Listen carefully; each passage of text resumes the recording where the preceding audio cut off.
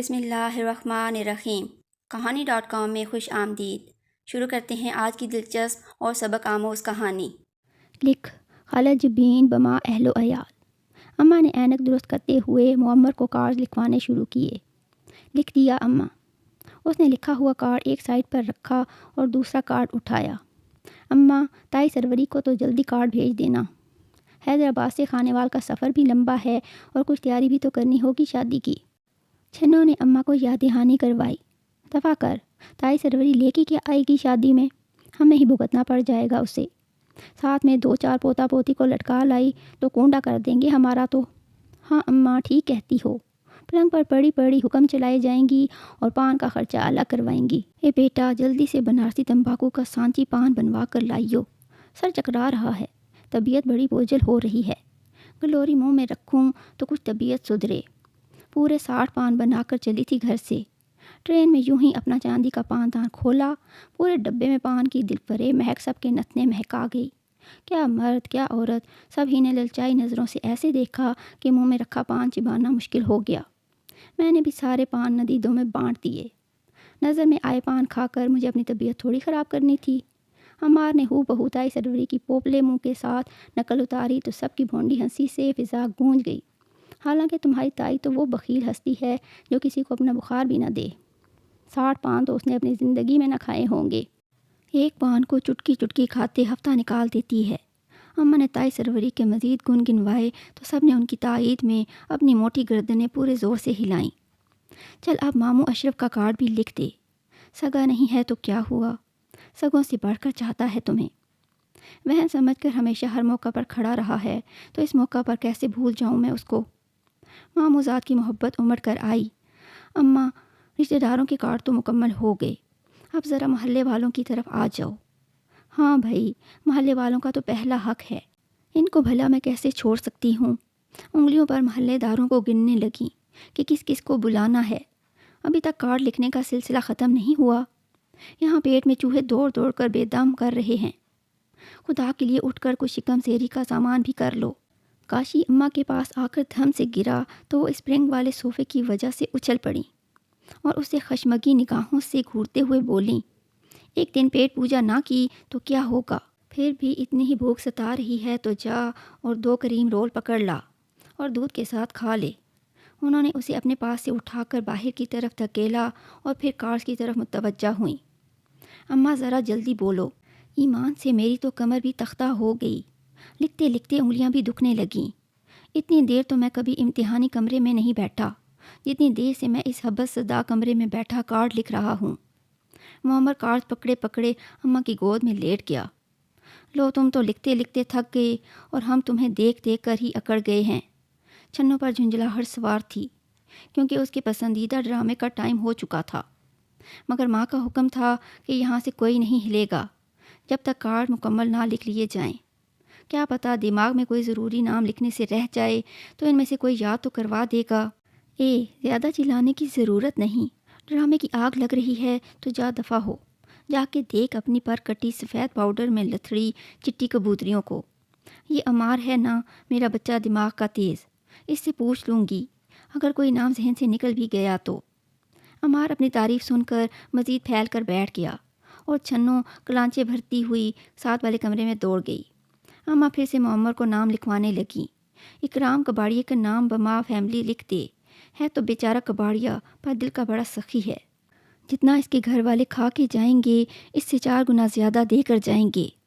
اماں جلدی جلدی بولو، اب تو پینسل بھی جواب دینے لگی ہے، پھیکا پھیکا سا لکھ رہی ہے۔ ہاں بس اب اپنی یہ گلی میں وہ جو لمبا سا لڑکا رہتا ہے، ارے وہی جو دفتر میں کام کرتا ہے، لمبی سی کار ہے جس کے پاس۔ اماں نے نام یاد نہ آنے پر عمار کی طرف دیکھا۔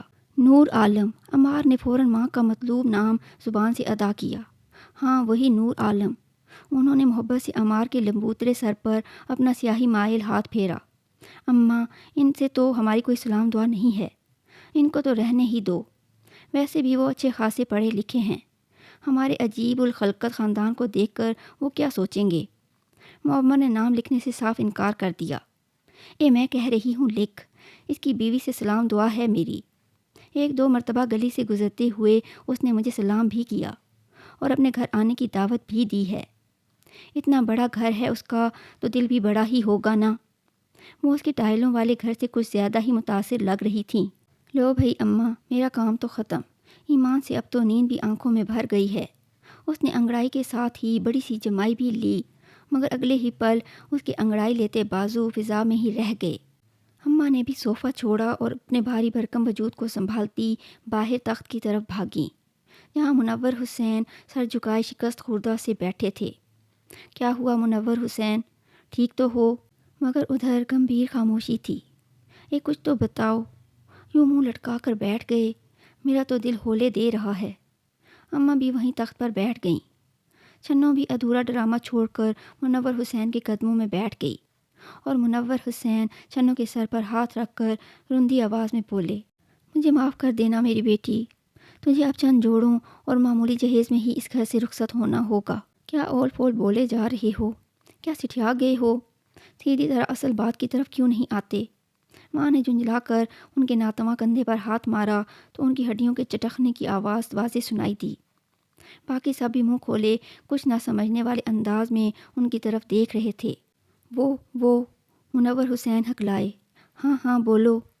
اماں نے ان کے خضاب والے بالوں پر ہاتھ پھیر کر حوصلہ دیا اور پانی کا گلاس ان کے کپکپاتے لبوں سے لگایا، جو عمار ان کی حالت کے پیش نظر لے آیا تھا۔ پانی پی کر کچھ حالت تو سنبھلی تھی، مگر آواز ابھی بھی کانپ رہی تھی۔ مگر صورتحال سے سب کو آگاہ کرنا بھی لازمی تھا۔ وہ حاجرہ بیگم انیسہ سلطانہ نے شادی سے انکار کر دیا ہے۔ خبر سنا کر وہ چور سے بن گئے۔ کیا الفاظ تھے یا بم؟ حاجرہ بیگم کو غش آ گیا۔ چھنوں اپنے میلے دوپٹے کو منہ میں پھنسا کر دبی آواز سے رونے لگی۔ عمار اور بلو کے چہروں پر بھی یہ خبر سن کر پژمردگی چھا گئی، مگر اماں کی حالت دیکھتے ہوئے انہیں جلدی سے انہی کے لہسن پیاز کی بساط میں رچے دوپٹے سے ہوا دینے لگے۔ چلو بھر پانی ان کے منہ میں ٹپکایا تو انہوں نے پٹ سے آنکھیں کھول دیں اور بھرائی ہوئی آواز میں منور حسین سے مخاطب ہوئیں، پر منور حسین، انکار کی کوئی وجہ بھی تو بتائی ہوگی اس نے؟ ہاں، منور حسین نے سرد آہ بھری، وجہ سن کر ہی تو میرے پاؤں تلے سے زمین سرک گئی۔ اب بتا بھی چکو۔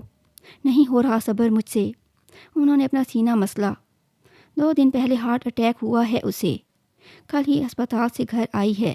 آج اس نے مجھے فون کر کے بلایا، کہنے لگی میری زندگی کا کوئی بھروسہ نہیں، میں تمہیں دھوکے میں نہیں رکھنا چاہتی، میں نہیں چاہتی کہ تم شادی کے چند دن یا چند ماہ بعد ہی رنڈوے ہو جاؤ، میں تمہارے جیسے مخلص شخص کو یہ دکھ ہرگز نہیں دوں گی۔ منور حسین یہ بات بتاتے ہوئے تقریباً رو ہی دیے، اور اماں کا تو یہ حال تھا کہ کاٹو تو بدن میں لہو نہیں۔ ہائے یہ کیا ہوا؟ لاکھوں کی جائیداد کی اکلوتی وارث انیسہ سلطانہ منور حسین کی دور بار کی رشتہ دار تھیں۔ بھاری بھرکم ہونے کے باعث رشتہ ہی نہ ہو سکا، جو آتا وہ انکار کر کے چلا جاتا، اور شادی کی عمر نکلتی چلی گئی۔ ماں باپ کے دنیا سے رخصت ہونے کے بعد وہ اس مکان میں بالکل تنہا رہ گئیں۔ سرکاری اسکول میں نوکری کرتی ہزاروں کما رہی تھی، ابھی ریٹائرمنٹ لے کر لاکھوں روپے کی مالک بنی تھی۔ سنا تھا جوانی میں منور حسین پر بڑی آس لگائے بیٹھی تھیں، اور اسی آس کا فائدہ اٹھاتے ہوئے حاجرہ بیگم نے اپنے شوہر منور حسین کا رشتہ انیسہ سلطانہ کے سامنے رکھا تو وہ بھی کچھ پس و پیش کے بعد مان گئیں کہ تنہا رہتے رہتے وہ بھی اوب گئی تھیں۔ اب اپنی زندگی کے باقی ماندہ ایام وہ بھرے پورے گھر میں گزارنا چاہتی تھیں۔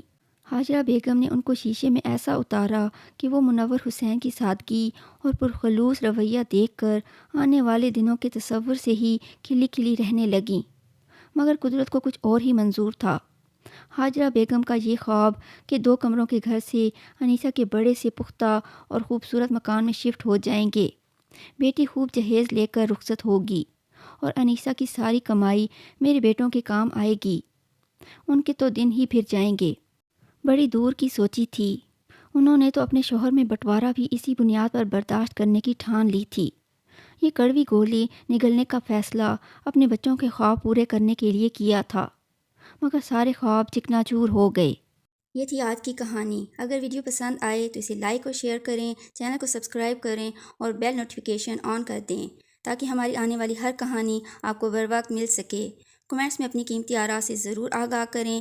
اپنا اور اپنے چاہنے والوں کا بہت زیادہ خیال رکھیں۔ اللہ حافظ۔